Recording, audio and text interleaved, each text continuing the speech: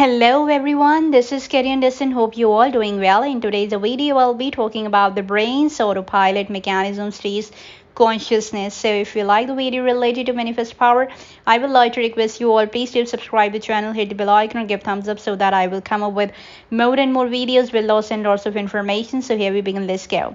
Now, the brain's autopilot mechanism stays consciousness. The view that human beings are driven by dark emotional forces over which they have little or no control remains widespread.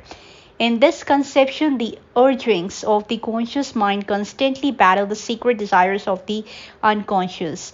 Just how rooted the idea of a dark unconscious has become in popular culture can be seen in the 2015 Pixar film Inside Out.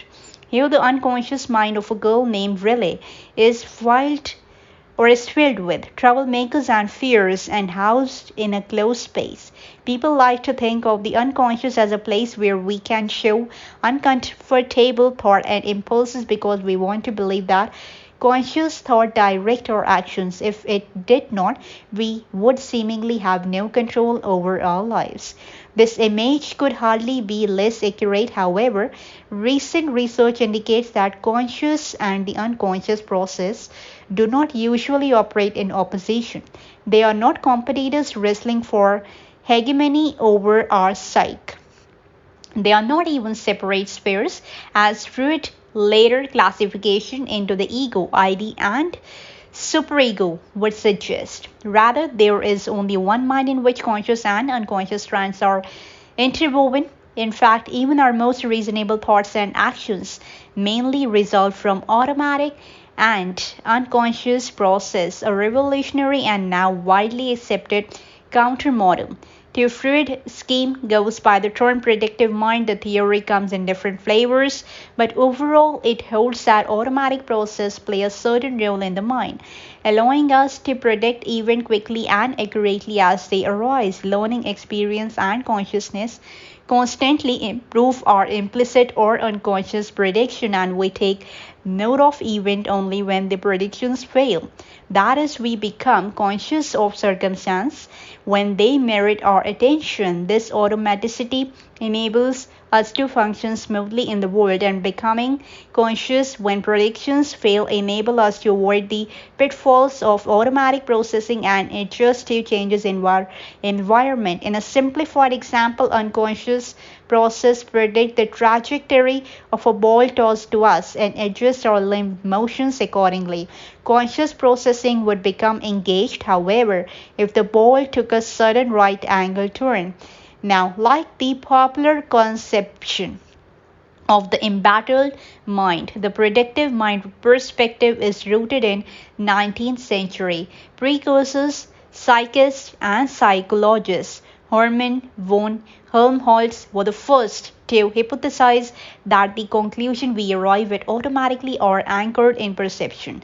Our visual system, for example, readily produces an imaginary triangle out of three strategically placed circles with slices cut out. According to Helmholtz, such useful illusions prove that pre-programmed mechanisms shape our image of the world without our doing anything at all. The predictive mind model has hypothesized that this automaticity shapes not only our perception but all mental process, including our judgment, decisions, and actions. To physically function smoothly in the world, you need your brain to quickly and automatically distinguish between the body's own actions and external input. It accomplishes this feat by creating a so-called efferent copy of each command it sends to muscle. When you shake your head back and forth, for example, you know that the external world is not rocking back and forth. Even through the visual cues reaching the brain might give that impression because the efferent copy indicates that the brain itself gave the motion command. The efferent copy is also the reason you cannot create the same tickle sensation in your own food that others can induce when the tickling sensation at the soul of your food is processed. The areas of the brain responsible for perception of touch are already well informed that your own fingers are doing the job. So the working of unconscious process are also evident in a wide variety of other pneumonia or phenomena. You can say that, such as automatic movement, spontaneous association, jumping to instant conclusion, an example of what scientists call implicit inferences and perception of subliminal stimuli. Laboratory experiments have shown that test subjects recognize the rule underlying a particular task before they are able to verbalize the rule. In one study designed, for example, volunteers are asked to draw cards from two stacks, one that could bring huge hypothetical profit but also massive losses, and one that is less risky. The volunteers are not told of the difference between the stacks. Sign of stress such as increased weighting will reveal that the subject sense a pattern, the difference between the stack, long before they can articulate that one of the piles is risky. As neuroscientist Nicholas of the Max Planck Institute of Human Development in Berlin has recently demonstrated, such implicit inferences affect activity in certain part of the frontal lobe where decisions are often said to be made even before the test subject made the decisions. So research during a subliminal intervention called priming provides further example of the way unconscious processing influences behavior. Experimenters present images, words, or even physical sensations in such a way that test subject either will not notice the stimuli or will disregard them. So in an example of the later strategy, psychologists may ask subject to read text in which certain words appear multiple times without the word being highlighted, and ask control subject to read a neutral text if the test subject display measurable differences in thinking, feeling, or acting after the reading the text with multiple occurrence of the world. Researchers can assume that the text had an unconscious effect. When it comes to numerous studies have demonstrated that subliminal stimulation involving concepts such as aging or death have measurable consequences on behavior. Test subjects move more slowly, for example, or become more responsive to spiritual ideals. The phenomenon is familiar in everyday life. Passing a bakery, people may suddenly remember that they forgot to get the ingredients for a birthday cake. Our consciousness or unconscious paves the way for our actions. Such example confirm that the brain functions along multiple tracks. Compared with a computer, our gray matter chugs along very slowly but on many parallel levels.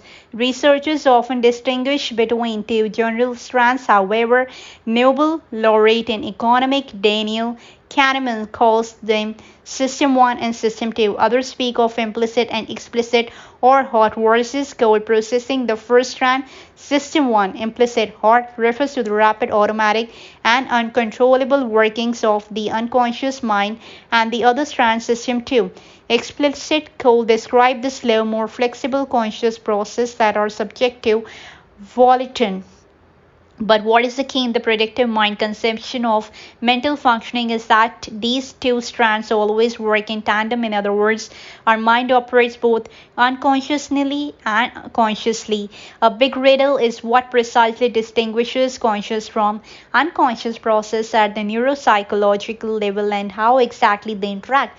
According to philosopher Peter of the University of Maryland College Park, we are aware only of the material in our working memory, the user interface, so to speak, but working memory holds only a vanishingly small fraction of the data we take in. We remain unconscious of most of the input that floods the brain and feeds system, which process it automatically and quickly. So that's all about the manifest power in this video. I hope you all liked it. So I will definitely come with the next video with my another content. Till then, God bless you. Take care. Bye bye.